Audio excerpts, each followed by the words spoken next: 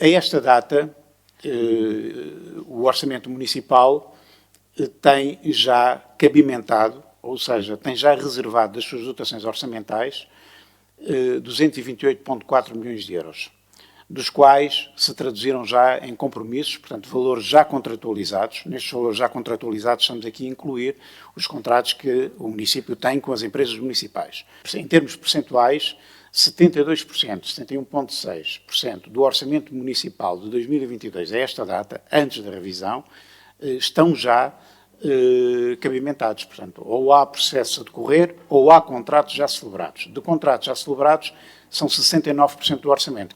A esta data, no orçamento municipal, em termos de compromissos futuros, leiam-se compromissos plurianuais, estão previstos já para 2023, 85,5 milhões de euros, para 2024, 51,2 milhões de euros e para 2025, 13,2 milhões de euros. Para anos seguintes, 59,4 milhões de euros. O saldo de gerência, conforme está no mapa de fluxo de caixa, é de 90,3 milhões de euros e, de acordo com aquilo que referi inicialmente, ele vai ter impacto no orçamento por via de redução na receita, 16 milhões de euros, e por via de reforço da despesa, 74,3 milhões de euros.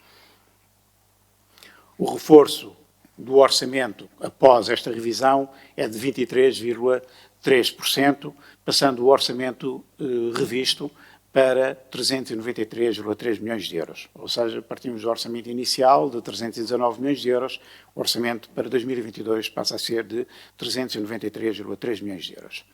Nós não estamos a considerar neste orçamento retificativo os impactos previsíveis da descentralização, nomeadamente em matéria de educação e saúde.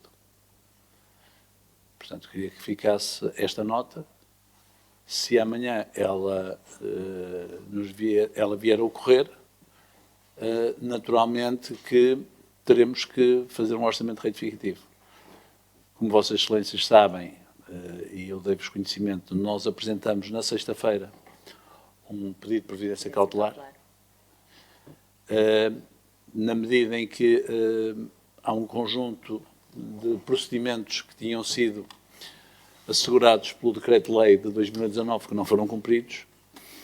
Queria dar nota que a nossa maior preocupação tem a ver com a manutenção do edificado. Aquilo que está previsto é transferirem para os municípios por escola para manutenção corrente 20 mil euros por ano.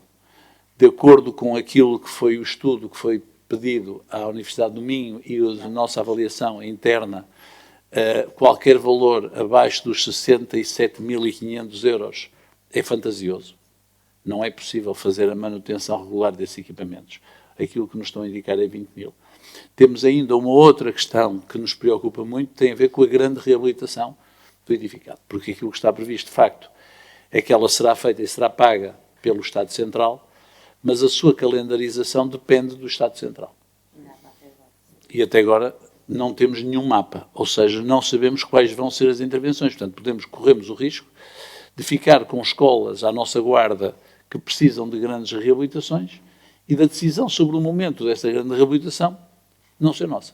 Disse, porque a verba que está definida para a manutenção e conservação corrente, mesmo o valor que nós apuramos, é quase para garantir a manutenção dos elevadores, aquelas coisas que são mínimas, mas é óbvio que as escolas têm um desgaste enorme e as escolas de segundo e terceiro ciclo, uma boa parte delas precisam de grandes obras. Portanto, esta situação, peço desculpa só por dar esta informação, mas para dizer que, de facto, a Câmara, a análise que fez foi muito rigorosa e muito minimalista. Aliás, vejam o que é que se passou no Alexandre Esta situação terá uma situação muito mais grave.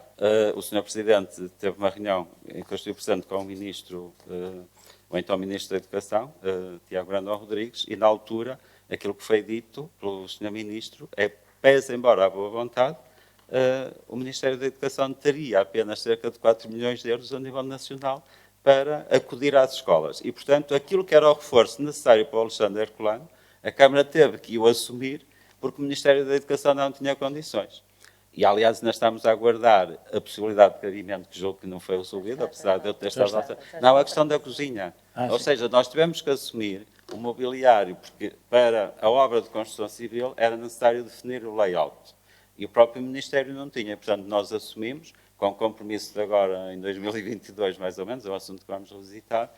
Entretanto, também fazemos o protocolo para sermos ressarcidos, mas até isso, à volta de 150 mil euros, tivemos que assumir para as coisas andar. Sabia, naturalmente, todos sabíamos, quem votou o orçamento para 2022, que íamos ter um saldo de gerência muitíssimo elevado, como aí está.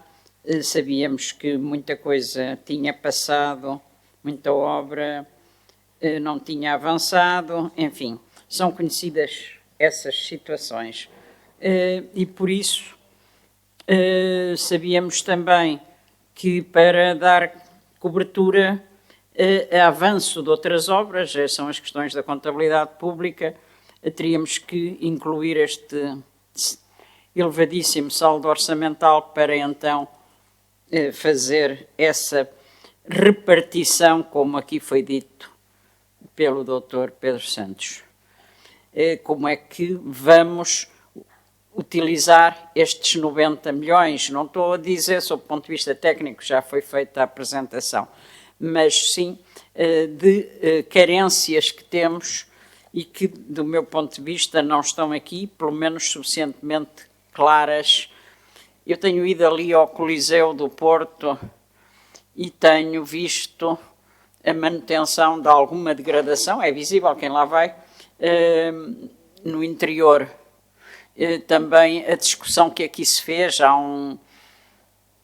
mais de um ano, acho eu, em torno desta questão, e em que creio, aliás, eu fui tentar pescar aí uma entrevista que está o Sr. Presidente com a Ministra da Cultura, que vai sair agora, a dizer que assumem metade cada um, a Câmara assume metade das obras de reabilitação na área dos 3,5 milhões, não é? Que foi o segundo estudo que foi feito. O primeiro era de 3 milhões, o primeiro era de 10 milhões, depois é esta. Sim. A questão do Coliseu, é bom ter a noção do seguinte. O Coliseu do Porto não é um edifício municipal. É um edifício que pertence a uma associação que tem inúmeros associados, em que há 3 associados, diria eu, especiais, que são o Ministério da Cultura, através da Direção-Geral do Património Cultural, que é a área metropolitana do Porto e que é o município do Porto.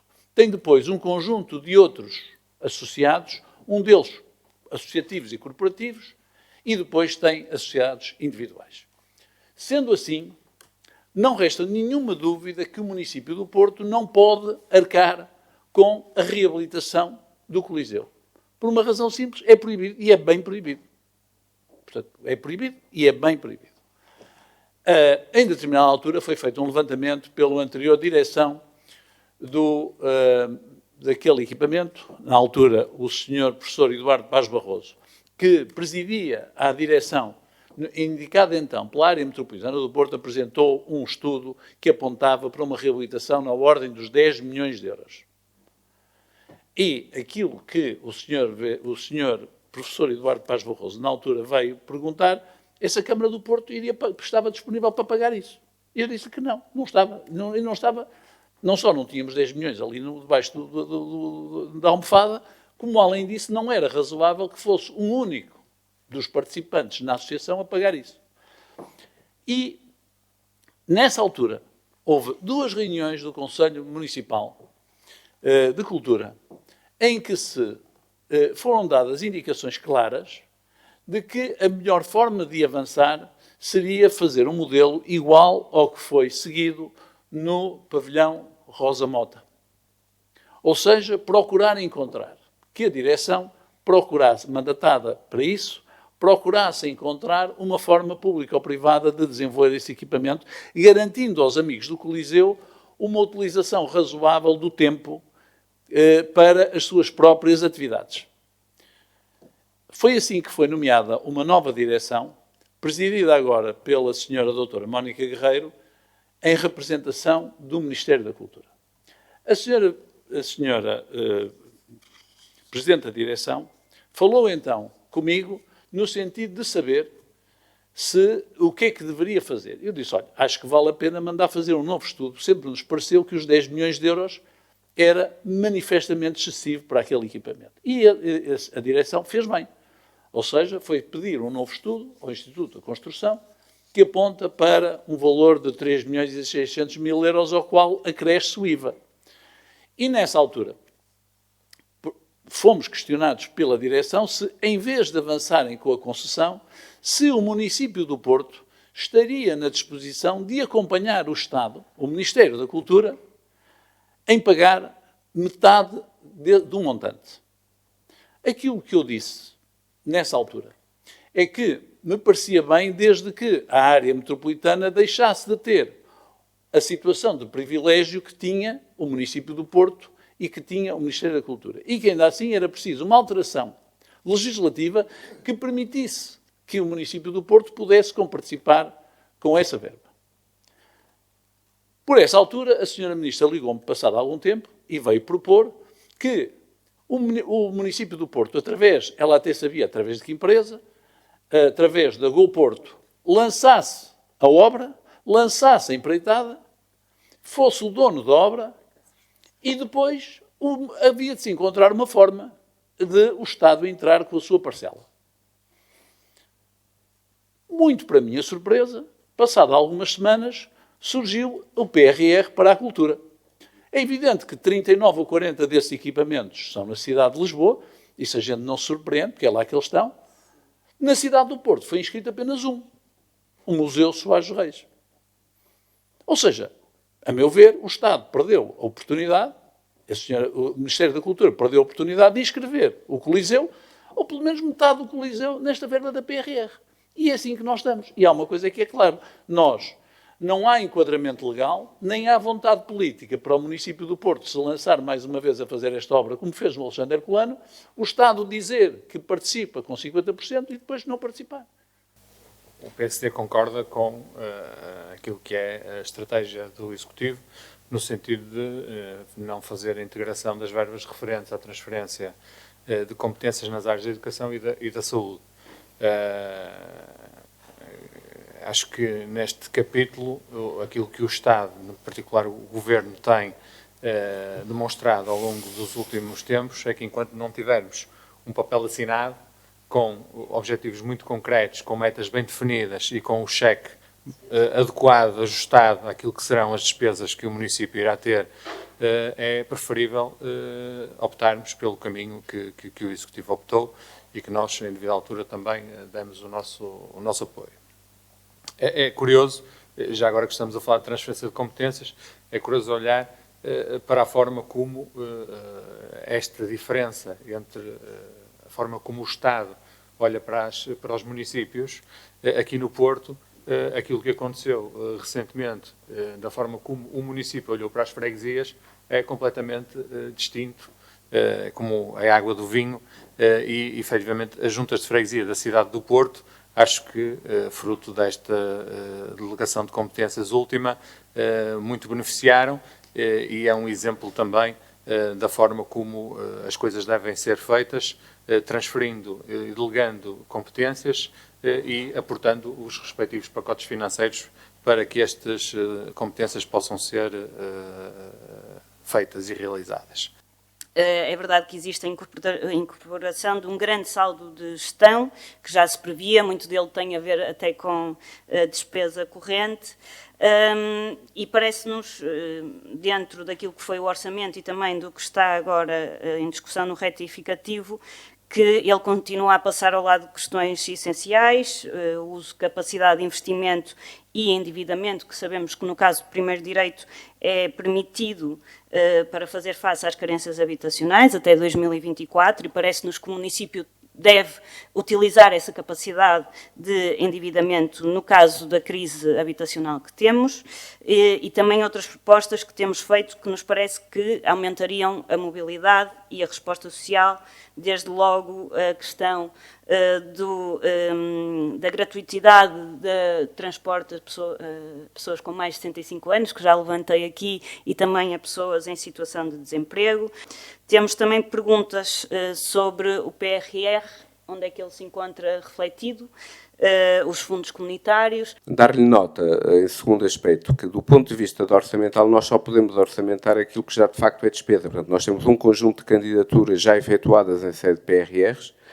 Estas candidaturas ainda estão na fase das intenções, portanto, nós em muitos casos ainda nem temos decisões finais do ponto de vista daquilo que é, enfim, a passagem das candidaturas do município para a segunda fase. E, portanto, o nosso processo orçamental é evidente, um processo orçamental que permite alterações orçamentais a partir do momento em que temos compromissos efetivos do ponto de vista de despesa, e seguramente que iremos ter que apresentar outro retificativo, até por duas ordens de razões. Em primeiro lugar, porque pela questão da delegação de competências, se ela vier a ter que acontecer, nós teremos que cabimentar, comprometer recursos do ponto de vista do orçamento. Depois, porque também teremos, eventualmente, ou aliás, teremos necessariamente alterações à macroestrutura decorrentes de todo este processo, que implicarão também revisões orçamentais. Portanto, essas questões dos fundos comunitários são questões que, evidentemente, são acomodadas do ponto de vista orçamental, enfim, a partir de alterações, enfim, que acontecem no orçamento a partir do momento em que há efetiva despesa. Para lhe dar nota também que, em termos de primeiro direito, o município tem um conjunto de compromissos já assumidos, quer no âmbito da Porto Vivo Ceru, quer do ponto de vista da domo social, em termos de primeiro direito, e, portanto, mal esses contratos estejam devidamente assinados, isto irá dar lugar a eventuais alterações do ponto de vista de orçamentos das empresas municipais, que depois, em cascata, darão lugar a alterações do ponto de vista do nosso orçamento municipal.